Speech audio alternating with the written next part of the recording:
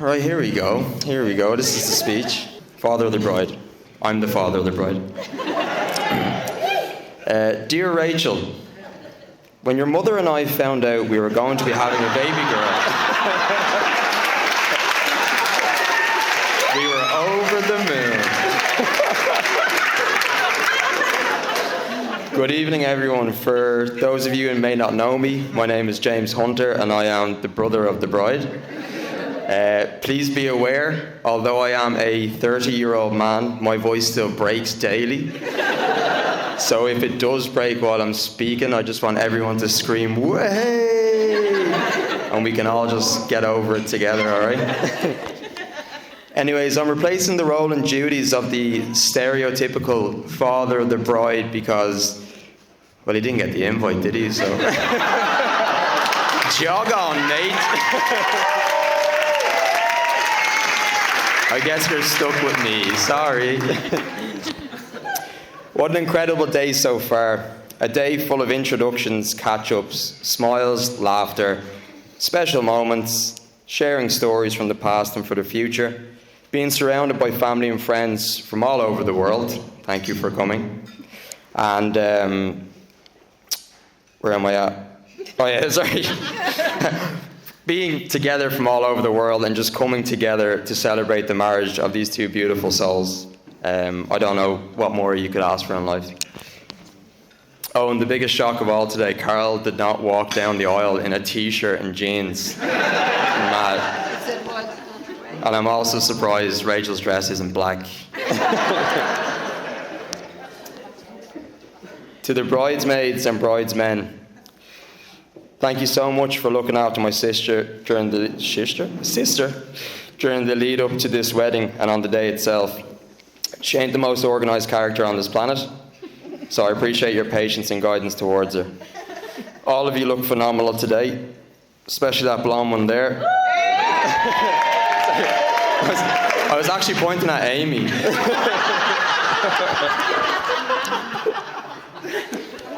I want to give a very special mention and thank you to a majorly important woman in Rachel and I's life, and that is our mother.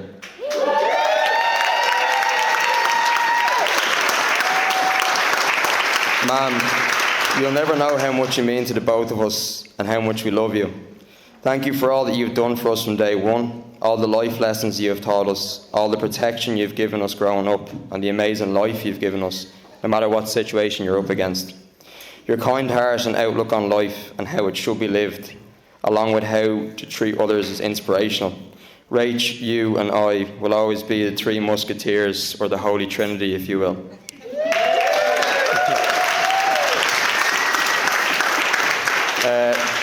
Next up on my list is Karl. Karl. Where do I start with this man?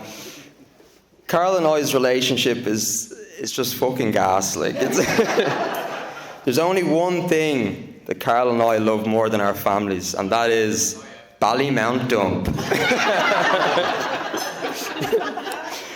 Karl and I bond over the most insanely weird and obscure topics and hobbies out there, and I think that this is why we work so well together as brothers. In all seriousness, Karl, you are looking quite the handsome man today. Along with all your boys and family and friends. And I'm highly confident that you will kill for her and love that woman beside you, which brings me and her mother a major peace of mind, knowing she is safe. I'm truly grateful for you and all the Fitzharrises for being in our lives now and forever.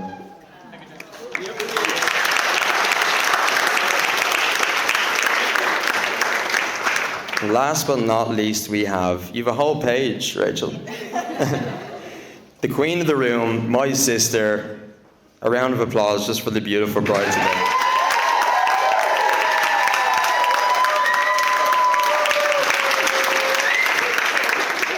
Rachel, Shellen. I can't believe I'm saying this, but just for today, white actually suits you. And I think every person in this room will agree with me that your beauty is truly shown right now.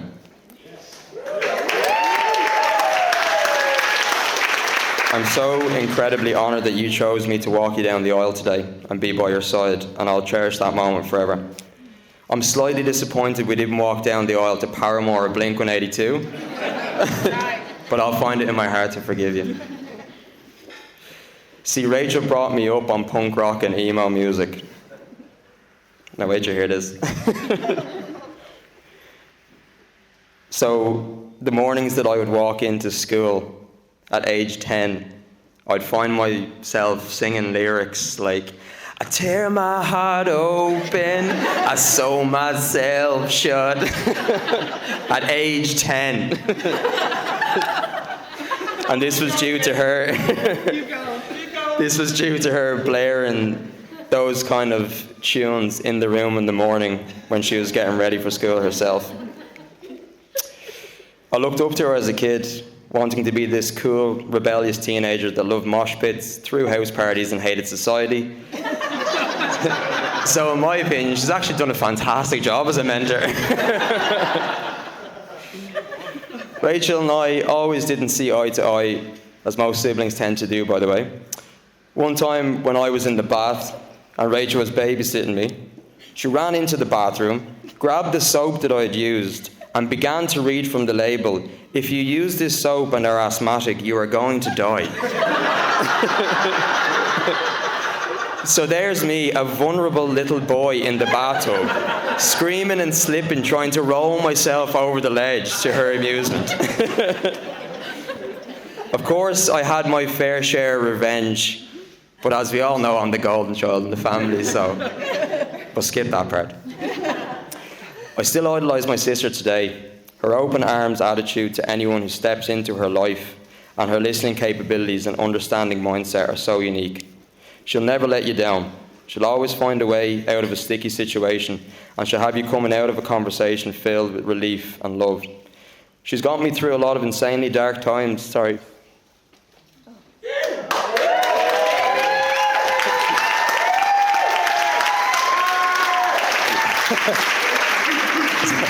I thought my medication was so strong. It's wearing off. She's gotten me through a lot of insanely dark times and has never showed me the cold shoulder, and for that I'm forever grateful. She's a beautiful woman inside and out who we always gravitate towards, whether we need help or just a smile. I couldn't be prouder to say that she's my big sister, my best friend, and my accomplice if needs be. Growing up in the house as the only male figure, I've always subconsciously felt the need to protect her and my mother. Although I always have and always will, no matter what, I couldn't be happier you found your soulmate. You should feel forever safe knowing that you now have an entire mob behind you, along with those who cannot be here today looking down on you from above. Your idols Nana, Grandad and Fran wouldn't miss this day for the world, and I know you can feel their presence here today. Rach, I wish you and Karl the most amazing future, full of love and funny moments, major milestones, and even the odd debate and profiling of one another with your work-related skills. And I can't wait to see it all unfold. As Mick Flannery once wrote, "You've no idea, do you, what I would do for you? And I really hope you understand the love everyone in this room has for you." Ohana means family, and family means nobody gets left behind. Ladies and gentlemen, thank you all so much for being here today. And so I'll introduce you, the groom, Mr. Karl Rachel.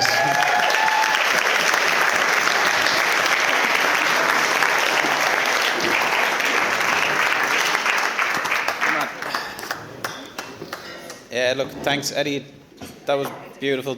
James, you fucked me completely. Like, that was some of the most...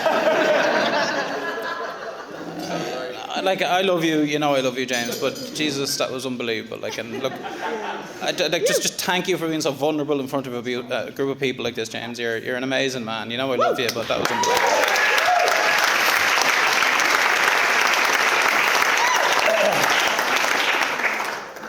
I am going to read from a script as well. I just don't want to leave anything out. I don't want to miss anybody, so I hope that I get everybody included in this. But thank you all for being here, obviously.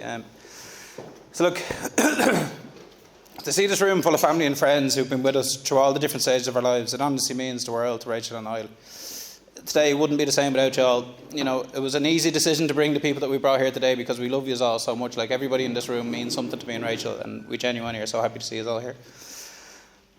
So I suppose, I know Declan gave us a bit of a synopsis of what our relationship was about, you know, in the story that he didn't tell me he was going to read verbatim, but he did read it verbatim. So during the sermon, when he started talking, I was like, oh, Jesus, I can't remember what I'm after saying in this, because it was an email and it went well. But look, I'm going to give you a rundown of what mine and Rachel's relationship, you know, where it started and how it became what it is today. So Rachel and I know each other a very long time now at this age. Like, we go back to 4th class in St. Columkills in Knockline.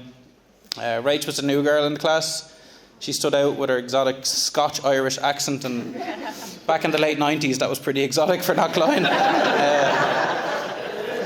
Immediately, she became part of my top 5, which was a pretty... She did. Which, you know, now as a therapist, I'm like, that was a pretty cruel rating system for children. It's like, it used to be a way that we tell kids that we fancied each other, but, you know, without actually telling them, it was just a note that was passed around the classroom. But Rachel became part of mine pretty quickly. Not long after that came our first kiss, as Declan kind of explained earlier on. But we were on a trip to Northern Ireland, and there was a game of Truth or Dare going down on the bus, and we ended up having our first kiss between 2 headrests on the bus. This was Rachel's first ever kiss. My first happened about 15 seconds before that. Who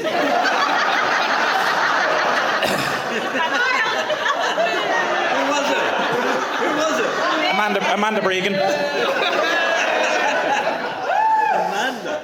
Yeah. Little did we know that 20 years later that kiss would lead us to stand in this room together. Look, we stayed friends through our teenage years and spent many late nights in the lobster pot in Glenvarra. After the likes of... Yeah, few people know the lobster pot, right? After nights in the likes of Tramco or Bondi. And, like, we were both usually in relationships at that time with other people, so I'd say at this stage we were platonic, but our closeness definitely ruffled a few feathers of various partners through the years. I think it was around this time that Connor, who's here as a groomsman of mine, as Declan said earlier on, came to the determination that we would in fact end up marrying each other someday, so I owe you 50 quid, Connor, there you go.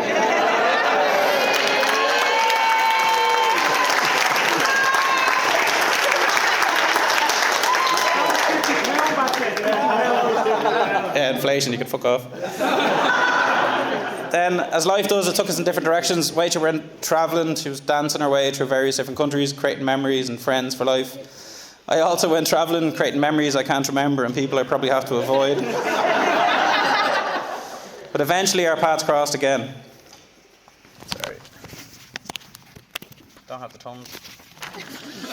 It's actually quite a romantic story of a rekindling love, and which started in Delaney's in Knockline and finished in the Travelodge in Rathmines.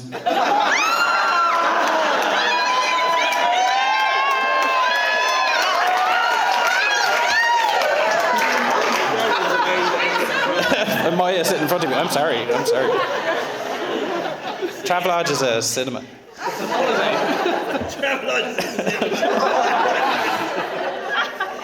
It was around this time that Rachel made her intentions very clear. Very, very clear, I have written. I think it was our second date. Rachel told me she loved me, and being pretty averse to affection, I did what I do best and ran. I soon realised my mistake, however, and came crawling back quickly. And luckily for me, Rachel is quite a forgiving type. COVID hit in the early days of our relationship, and Rachel decided to go back to college and study psychotherapy. And eventually this rubbed off on me also. We're both psychotherapists these days.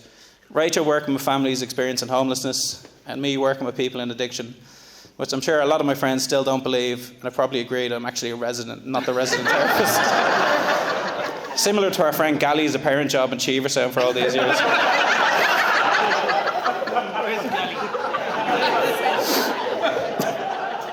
Like, that's fact.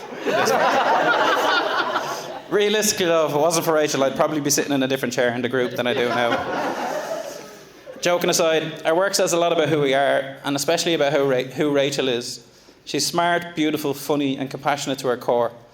And yeah, she's also clumsy, forgetful, and wonderfully undiagnosed ADHD. But all of those things together make her who she is, and I wouldn't change a fucking thing. Of course, life with Rachel is never boring.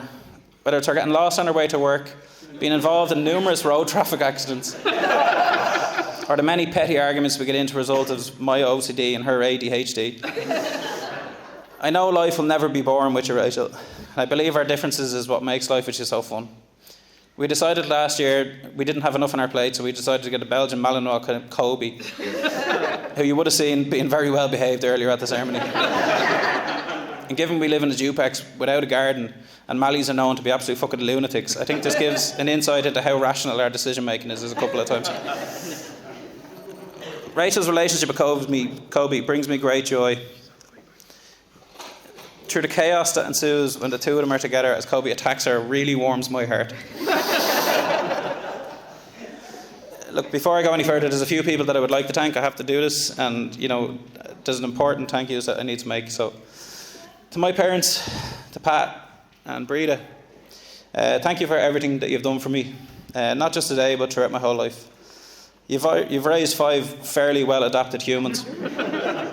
You've taught me the morals I live by and always supported me and Rachel whenever we needed it, and I'm forever thankful for that.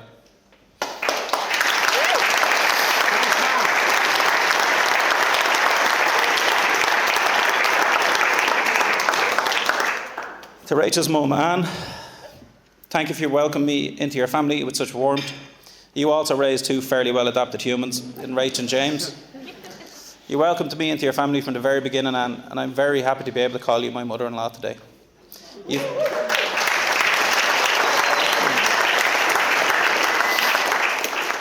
You've done all this on your own, Anne, and I know how proud both Rachel and James are of you.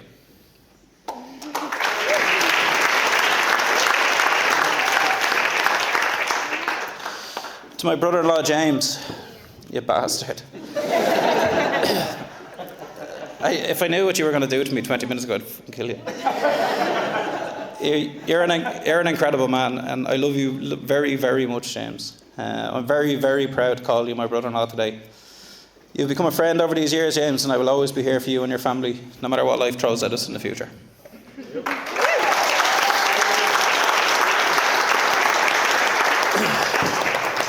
To the bridesmaids, you've been unbelievable. The work you've put in, the support you've given Rachel, and everything you've done to make today run smoothly. We couldn't have done it without you, we literally couldn't have done it. You look absolutely amazing, all of yous.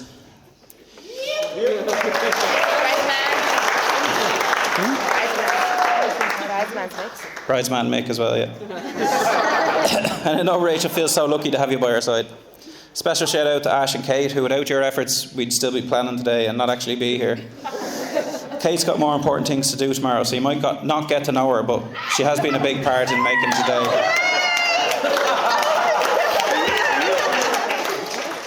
It's the fucking truth, Kate. The groomsmen, let's just say their contribution was minimal.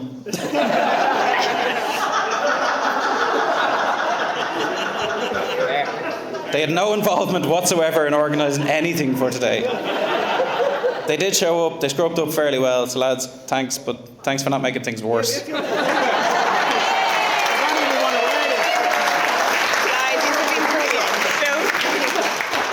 You went to the suit shop 6 days after I asked to fucking beat her. Niall wasn't last at the suit shop. Eddie was actually last at the suit shop, which is a fucking achievement in itself. To be later than Niall Fitzharris is a fucking achievement. A massive thank you to all the staff here at Pula Fuka. You've been incredible, helpful, patient, and always there with those gentle reminders to get shit done.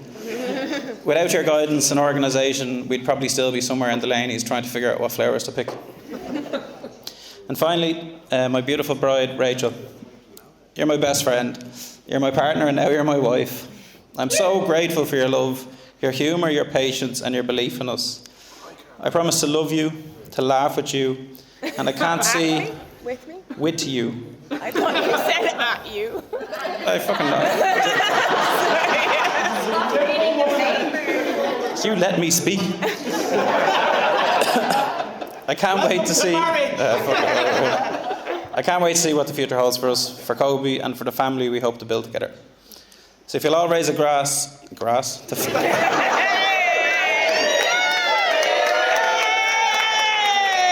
If you'll all raise a glass to family, to friends, to love, to laughter, and to everything that brought us here today. To Rachel.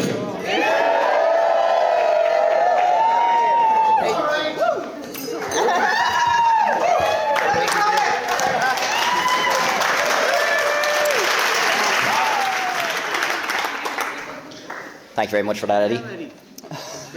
Didn't even know you were doing this today. Yeah, right. Yeah, right. By the way, Eddie found out 10 minutes ago that he was the MC. All right, so ladies and gentlemen, I hope you're all having a wonderful evening. As Eddie said, my name's Paul. I'm Carl's cousin and best man. Am I godson? Yes, I'm Breda's godson. I'm my cousin if you're going. Yeah. Mark's cousin. All right, we'll leave it there.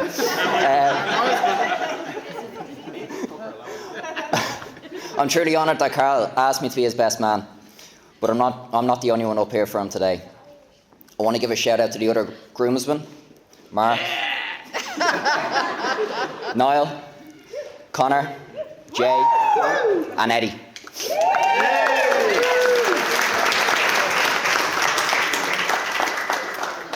They've all played a huge role in Karl's life, and between all 6 of us, we have dirt on Karl from absolutely every stage of his life. Luckily for him, I'm the only one who needs to worry about getting up here on the mic today and dishing the dirt. I also want to thank all the lads who made it out to the stag.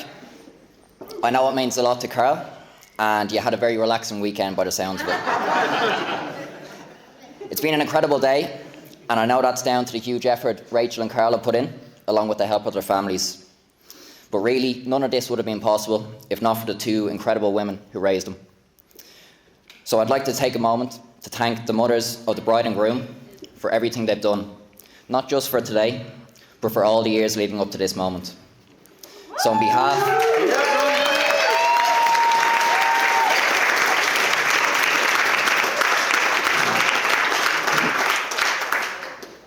Yeah. They're on holiday or something? We'll see how we go, but... Oh yeah, oh beauty. Here we go. I'm on it. Fucking Eddie. Come on, Blake. Oh, shake Eddie. You put the ball there. So, on behalf of Karl and Rachel, I'd like to present these flowers to Breda and Anne as a small token of thanks. Pass them on. Give it here.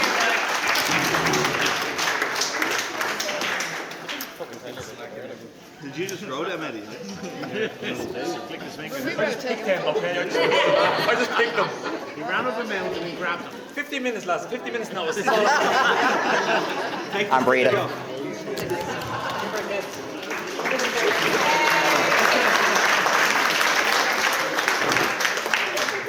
I'm going to be completely honest with you. I did lose the flowers there for a second.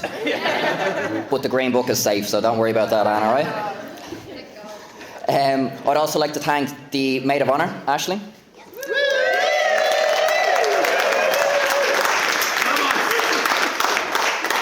And bridesmaids, Amy, Kate and Lydia.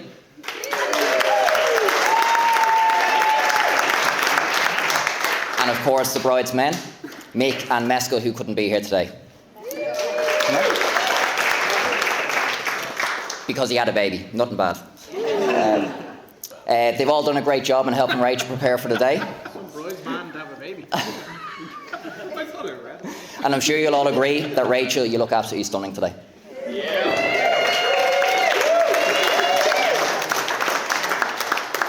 in the slagging car. Come on. All right. I'm getting there, I'm teeing it up.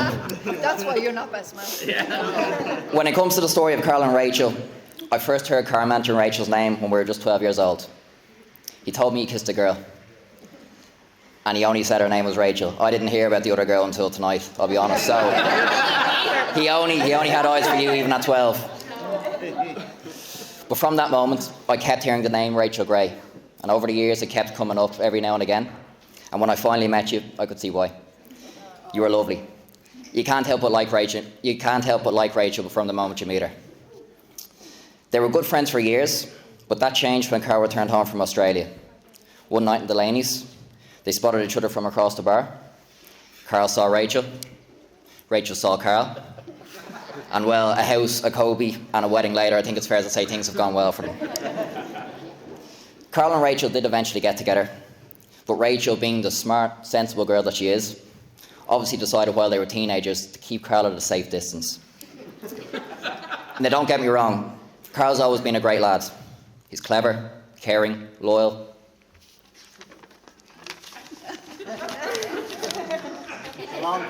Ah, dickhead. However, Great. That was great. during his teens, Karl had a bit of an alter ego. And let's be honest, during his early 20s as well, Karl had a bit of an alter ego. And whenever this alter ego showed up on a night out, you could guarantee, No. You could guarantee something was going to happen. That something wouldn't necessarily be bad, but you could bet the house on the fact it wouldn't be boring. Honestly, it's remarkable that he made it through those years without getting himself in serious trouble. But you see, Karl had this gift. He was able to get himself into the stickiest of situations and somehow figure his way out of them without any repercussions. Bring his brother. Yeah. That was one of the reasons. That being said, he didn't manage to get it right every time. And there have been a few minor hiccups over the years. Strap in. Strap in. For instance, as some of you may know, Karl was a very talented musician. Unfortunately, his music career was cut short when he was kicked out of a band for partying a bit too hard while on tour. Now, I'm sure you'll agree that excessive partying and being in a rock band go hand in hand. But Karl wasn't in a rock band. He was in the Knockline Orchestra. So to be fair to them, they probably had a decent argument to kick him out. And now that I think about it, Karl was kicked out of Scouts for basically the exact same reason. In the same month. So maybe he didn't get away with it all the time, or maybe he wasn't as good as he thought he was sometimes, but he made it through. But all jokes aside, Karl is one of the best people I know. He cares deeply about those close to him. He goes out of his way to support you when you're working towards something, and he's always there for a chat if you're struggling. I know he's been there for me over the years. Whenever I call, he's there. What's special about Karl is he doesn't just care about his friends and family. All you have to do is talk to him for a minute about his role as a counsellor, and you can see just how much joy he gets from helping others. And the exact same can be said for Rachel. She's an incredible person, and she's had such a positive impact on Karl's life. What's great about Rachel is she lets Karl be Karl. She hasn't tried to change him. She loves him for who he is, including all the flaws. And that goes both ways. Except Rachel doesn't have any flaws. Together they've stood by each other through tough times and encouraged each other as they were building their new careers. They make a great team, and they really do bring out the best in each other. I consider myself privileged to have known Karl my entire life, and I wish him and his new wife Rachel nothing but the best for the future.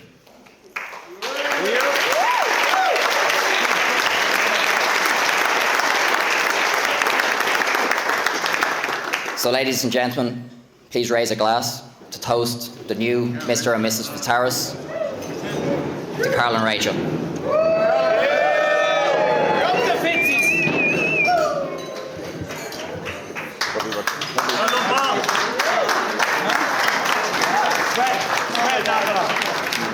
Amazing.